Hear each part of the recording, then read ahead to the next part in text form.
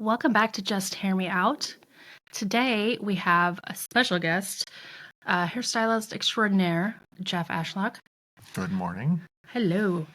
So I've worked with Jeff before, and Jeff has recently opened his own salon. So Jeff, tell us how you started getting into hair. Well, I was actually kind of born into it. My mom was a hairstylist when I was a Oh, kid. yeah. Yeah, she went to beauty school in 1967, I believe, and I was Wow. born in 1970. And by that time, she didn't want to continue working in the salon because she missed her baby. Yeah. So she took me with her to her clients and went to their homes and did their hair in the house. And some of her clients, also came to our home as well. So I grew up around it. Yeah. Oh, hmm nice. So that's how it happened. Plus, we had some other relatives that had salons. I had a great aunt who had a salon in her house, and I was intrigued by it from the time I was a little tot. I was like, that's really cool. Yeah. So that's how it happened. All right. And tell us where you first started out once you finished beauty school. So I first started out at a small salon in my hometown, and I worked there for about 6 months, but it was a fully commissioned salon. You had to have a clientele and be busy. I wasn't getting anything. And my mom encouraged me to go to the mall and apply at JCPenney, which had just expanded, and they were hiring a boatload of people.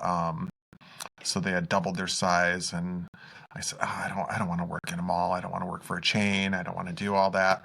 But I looked at their benefit package and things like that they had to offer, and I thought, well, okay, it might be a good stepping stone. So I applied, and I honestly think I got the job because they had never had a guy apply there.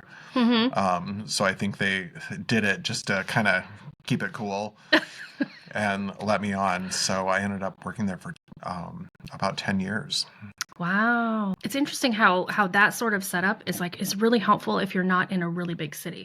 Yeah, it Yeah. was great because it was the only place at the time that had 401k offerings, insurance, medical, dental, paid vacations, paid time off.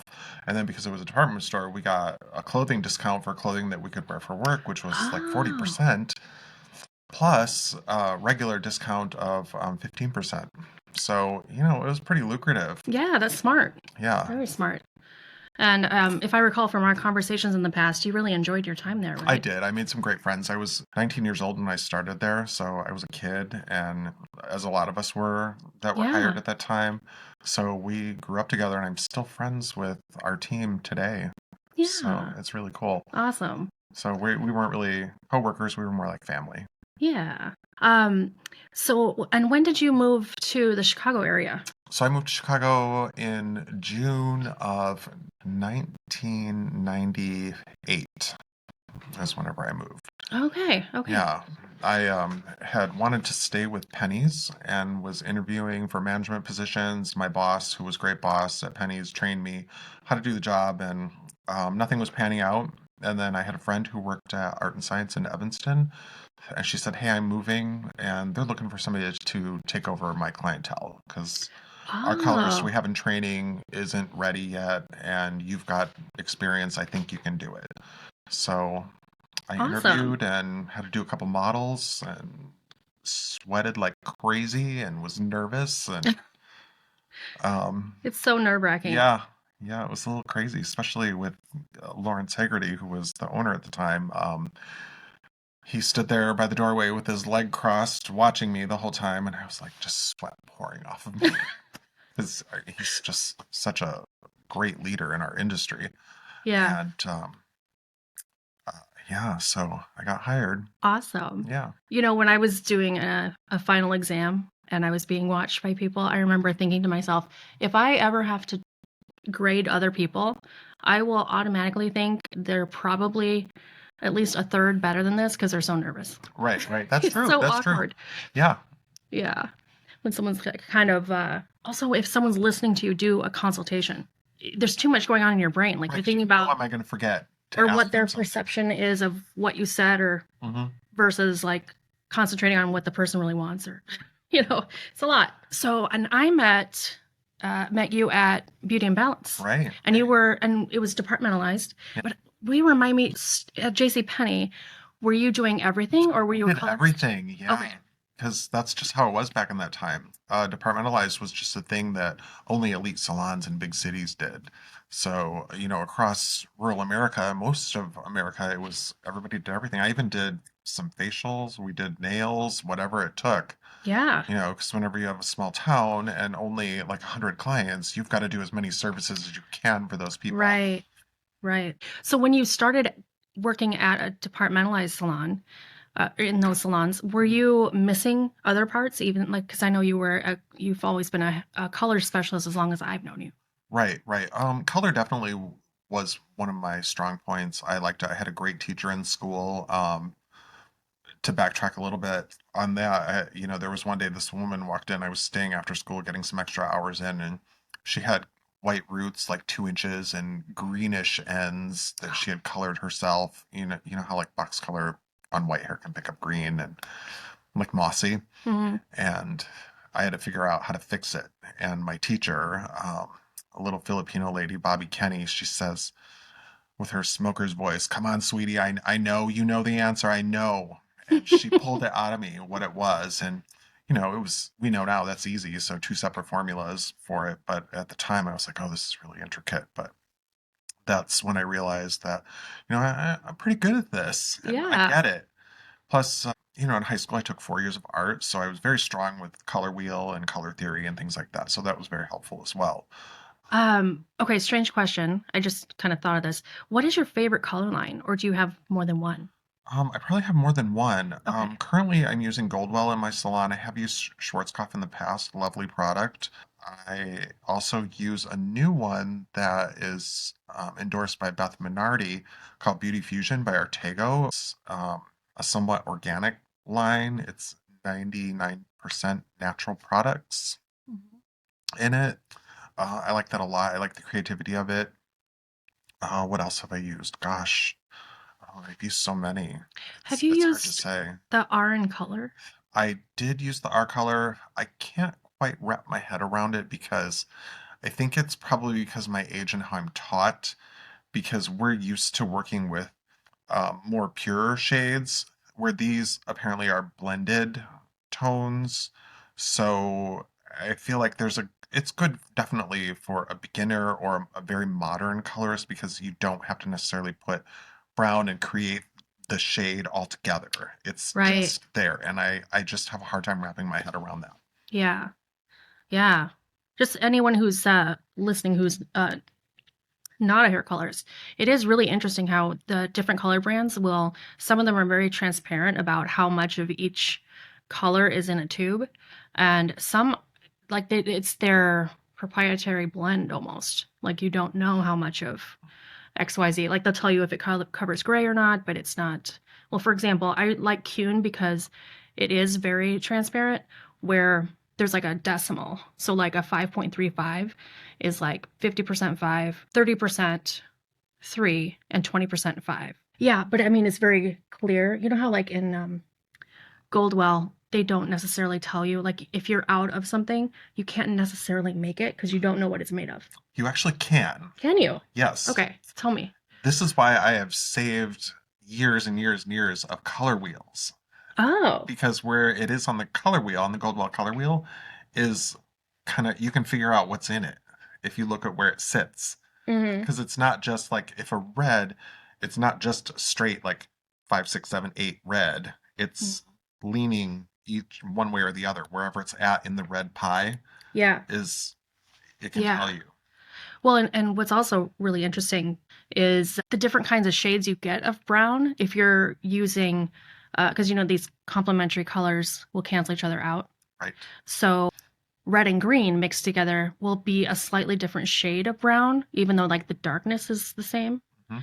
than if you're mixing yellow and purple.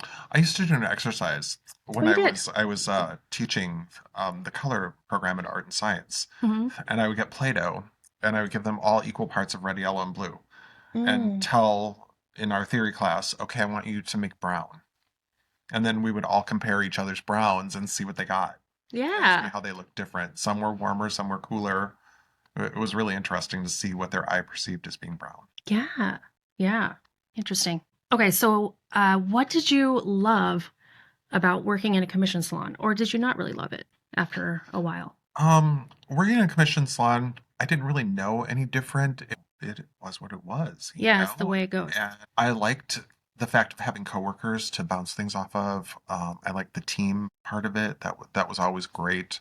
Definitely, depending on paycheck, that was nice. Not to have to worry because we were fed clients like crazy. So, Yeah. yeah. One thought I had was it is kind of nice to, like, when you're done with work, to be totally done. Yes, Yeah. there is that. Yeah, you can just walk out and be done. Yeah. Because there were several years that I wasn't sure that I wanted to keep doing. I think it's a very good place to start, but I felt like I had sort of outgrown it, or like not wanting any sort of training wheels on me. Yeah, But I was also thinking, do I want to pay attention to taxes, paperwork, you know, the scheduling, everything is taken care of for you. So when you leave the salon at the end of the day, you don't have to think about anything. that is a very, very nice part of it. Yeah. On the other hand, as much as I don't like doing that stuff, I think of it as a trade-off. Like, well, I have all this freedom and I have what I have now, Yeah. and is it worth it? Yeah, it is. Plus, I've learned different avenues to where I am not a good bookkeeper and I don't like doing it. So I found a bookkeeper Right. and I use those services for that stuff. Yeah. And same for like taxes and payroll. I use a payroll company that just does it. Yeah. So I really don't have that much of that stuff to do anymore. Yeah. I would say the hardest part, and I don't have a salon like Jeff does. I just have a salon suite for myself. So I know it's even more involved when you have payroll and employees. The hardest part of it by far is getting it set up. A commission salon? Or no, any salon. Is Sure. having a business. Yeah. Like all the things that I enjoyed not having to deal with when I worked in a commission salon, I don't mind it now. It's not that difficult to maintain. It's just setting it up that can be really stressful. I think at Salon Lofts where we started, Mhm. I think they were very helpful with that, especially Yeah. the market leader for we had the same person. Yeah. So she had a lot of input and advice on things like that. So that was Yeah. good. Yeah. And I will say I was a little worried going into a salon suite, not having the camaraderie or, people to bounce ideas off of and whatnot. But I'm just really lucky where I ended up because there's so many, there's like 20, 25 rooms. Mm-hmm. So Right. 25 different LLCs, and almost all of them are people they're like in the same stage of their career. Mm-hmm. And I love them. And when someone runs out of something, they just like ask very nicely and we all share. And it's kind of I nice. would say in at our location in Evanston, that's definitely how it was. When we moved out, it was kind of starting to get not so much like that because there was younger Oh, people coming in.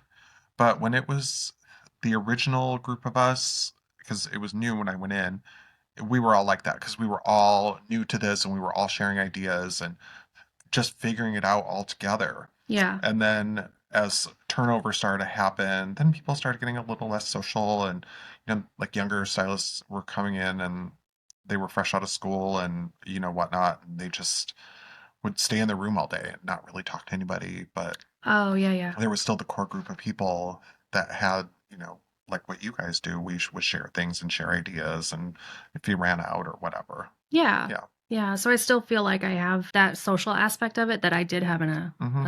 a commission salon. And how long has it been since you opened your salon? Oh gosh. So we opened in October of last year of 23. All Yeah. right. And your name is Studio 819, is that correct? Correct. All right, in Evanston, Illinois, downtown Evanston. Was it really hard organizing that? Because I can't really imagine. Was it a salon space when you got there? It was. Oh, The whole thing was hard to organize because we were looking for space for almost a year. So I had looked at this one first because it was a salon already, but it was kind of small and it was really, really dilapidated. oh, And I thought, oh my God, I don't think I can make this work. I went in there and it smelled funky and there was some mold on the wall and no.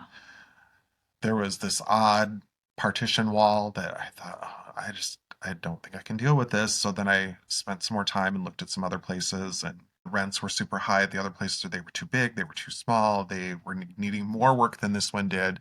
Mm. So I kind of circled back around and was thinking, well, how can I make that work? So many a nights I was laying in bed trying to fall asleep thinking, well, what if I lay it out this way? What if I do this? What if we do that? Take out this wall or rearrange this? Can I make this work? Because the location was good. It was close to where we were. It's right by the trains. It has parking upstairs in the parking lot. And it was just perfect. And the rent was reasonable. And I just had to come up with a way to make that space work.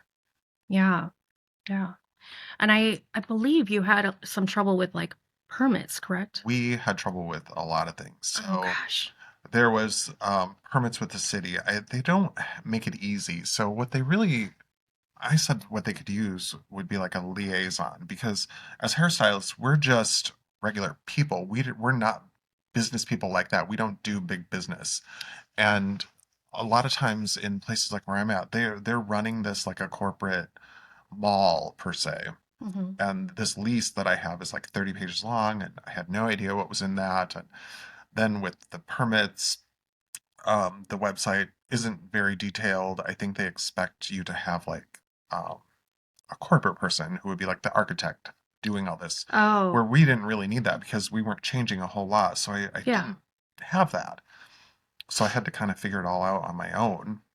Mm. And unfortunately, our contractor did help us with some of the stuff, but it was not an easy task 'cause there's lots of things you have to file, and then there's all these little extras that they're like, well, we need this and we need drawings for that. And I was like, but we're not changing that, but we still need drawings. Okay, Oh gosh. yes. So, Was that like the hardest part of opening your salon was like getting it set up to start it? actually, no. The Oh. hardest was once we were going, then there was inspections, and then they kept changing the rules. Each inspector had their own idea of how things should be. Like, for instance, we have some can lighting that was existing, and we added some new. Well, the new they put in up to code, and then the existing, the inspector came back and made them put that up to code too. So stuff Mm. like that. And then even at the final, like we were getting our certificate of occupancy, they looked up in the ceiling and they said, well, you really should have sprinklers up between the concrete ceiling and the drop ceiling. But they said, but I think this is grandfathered in.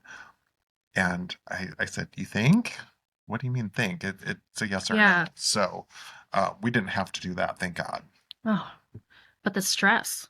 The stress was terrible because we were homeless per se, so we were working in a temporary location at that time. So Oh we were yeah. actually working at Trio where you used to work. Yeah. Fortunately, the owner rented us some space, and we made some nice friends there, and that worked because our Gotta get loft, creative. yeah, you had to, yeah, like Jeez. our loft, we were able to stay until it was rented, Yeah. and then once it was rented, we had to leave. Yeah.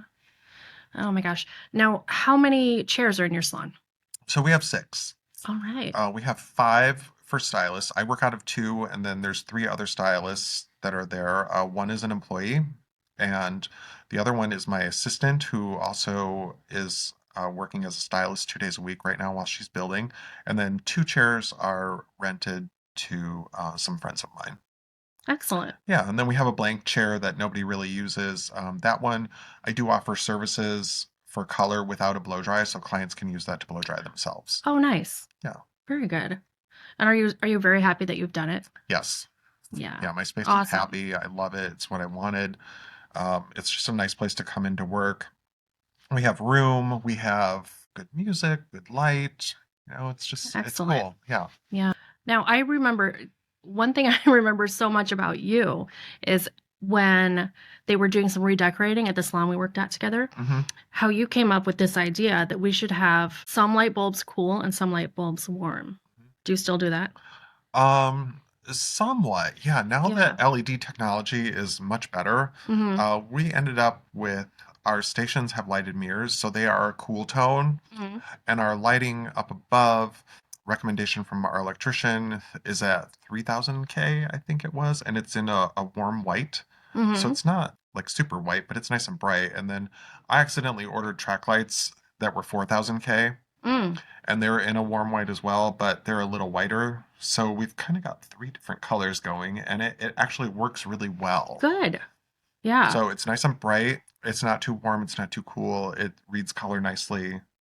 I have never told you this, but I thought of you when I moved into my house here, Mhm. and in my powder room upstairs, I have two warm, one cool light. Yeah, how does it work? Excellent, and I look Yeah, great. yeah. I think as time goes on, the lights, the LED technology has definitely gotten way better. Good. Yeah. Well, that's good. Just So out of curiosity, what kind of bulbs do you put in your house? we have all LED Okay. in warm. Okay. So those, because they're just standard screw-in bulbs, I get the ones that say 60 watt equivalent. I like my house to feel warm and cozy. Yeah, yeah. Now you are using Arnco for We products at do, your salon. Do you yes. have other lines as well? A little bit of this and a little bit of that. So R&Co, which stands for Rogan Company, is our main product line. I've had it since I partnered with my coworker Alice when we moved into our double loft and shared it. We decided we needed a product line that was going to be big enough that both of us would be able to use. So we got it and it worked out really well. And we kept it. So it's been good. They have great education. They have such pretty packaging. Their packaging is pretty. There's a story about the packaging. So the picture on the package correlates to what the product is. Mhm. And then also those photos are all taken by one of the founders who happens to be Oh, a hobby photographer. I didn't know that. Yeah. How cool. Yeah, so they're all real photos. Awesome. Yeah. Now, and with Arnco, do you have a we were just, Demetra and I filmed an episode talking about product lines and some of the pitfalls of having a salon suite and working on your hmm own and not hmm being able to carry some of them. Is Arnco one of those where you need to have a certain number of people? No, actually. So I have a specific kind of account because I bought the full line and they have three different tiers that you can buy into. Like I think it was at the time like a 3,009 or a 6,000 and $9,000 investment. Hmm. And with that, you get the rights to say, like how we were just talking earlier about Orbay, with only so many places in a certain radius can have it. Well, a couple months into it, the loft across from my hall got rented, and they called me and they said, "Hey, there's another person who's moving into your building who wants to carry the product. Are you okay with that?" Hmm. And I said, "Yeah, that's fine. There's plenty of hair to go around, and our clients never intermingle, so it wasn't going to affect me at all." Yeah. And her account was a little bit different kind of account. So hers, she did not have to have the full line. She did not have to have that big investment. But the thing is, she only gets 25% commission. Gotcha. So that was the difference. So you can be just a single person, not have a huge output of money and carry it. Yeah. Yeah, That's so nice. I like when they're they flexible. work with you, Yeah. definitely. And also, like some lines have a minimum purchase per Yeah. month. Hmm. I had tried to get Kevin Murphy actually, and there is a minimum purchase for that. And I said, well, how set in stone is that? Because I thought, well, Kevin Murphy's a great line, so that would be a great fit for us. But apparently, it's pretty set in stone that you have to Oh, fulfill that amount that they said. And then Arnco has it too. But I said to the salesperson whenever we were talking, I said, how solid is that? And she said, well, it's a suggestion. We would like you to sell this much per month, but if you don't, it's not a big deal. So, okay. bingo, you win. Yeah. Yeah. Yeah, I like that when people can be a little more flexible and just like have common sense about it. absolutely. I had the same experience with my distributor. She called me to ask if I was okay with someone else in my building carrying my product line. hmm hmm And I thought, I mean, I actually, the same as you, don't care at all. hmm But I just thought that was kind of nice. Yeah, yeah, it was really Yeah. nice. Okay, couple off the wall questions here for you. What is the weirdest thing a client has asked you for? Okay, the weirdest thing a client asked me for was, well, this I was working at Art and Science, and I had just taken a class at the Goldwell Academy, and I had all these great foil patterns that I had learned and things like that. And this woman, her name was Cheryl, and she was very adventuresome. And she was from East Coast, so she had a heavy Boston accent. Like, for instance, whenever I was done styling her hair, I'd say, "Okay, Cheryl, how do you want your hair blow dried?" And she'd say, "I want it to look like trailer trash," just like that. And anyway, I said, "Okay, what do you want to do, Cheryl?" She goes, "Can you do argyle or plaid?" Just like that. I'm like, um, Cheryl, I don't think I can get foil placement in to make those crisscrosses like those would do. So it's probably not going to happen. Mm. So that was probably one of the craziest things. Get you a little freehand paint on top of it. right. Well, she had shoulder length hair, so I don't even know how that would have showed if I could have done it. Well, was she being funny or was she being serious? She always wanted something different. Like I never really had to keep a note card on her because she Oh, wanted something different. So I think adventurous. she was actually somewhat serious and not Yeah. about that. Or maybe she was really curious if you could even do it. Right, right. I mean, She's a challenge. yeah, I mean, it'd be cool if you had a buzz cut, you could do it. Yeah. Yeah. And what would you say is the best part of being a hairstylist? Oh, the best part, gosh, there's so much of it, like we make people feel good, we make people feel happy and pretty, and it's just really cool. And people think that, oh, we're just hairstylists and we can't make a good living. We actually can. We can make a Yeah. really nice living. So that's really cool. I get to go to work in a fun place. I listen to music that's good all day long. I get to dress really cool, and there's so many parts of it that are great. Yeah. If you weren't a hairstylist, what would your career be? Um, Pole dancer? Oh, No, I'm just kidding. okay. Um, let's see. I think, at one time I had looked at the Art Institute, Uh-huh. and my mom at the time, I think it was like $5,000 a year. And she's like, we cannot afford that. So Mm. that was out. And then I thought, well, I think it'd be fun to be an architect because I love architecture, Hmm. but I'm not that good at math. So, and I didn't really like math like that. Hmm. So that was off the table too. I think an architect would have been fun. Yeah. Interesting. Yeah. All right. Well, we're about out of time. Thank you so much, Jeff, for being a guest on Just Hear Me Out. And listeners, you can find Jeff at studio819evanston.com if you want to reach out, make appointments. And I'll put that URL in the show notes. So we will see you next time. Bye. Bye.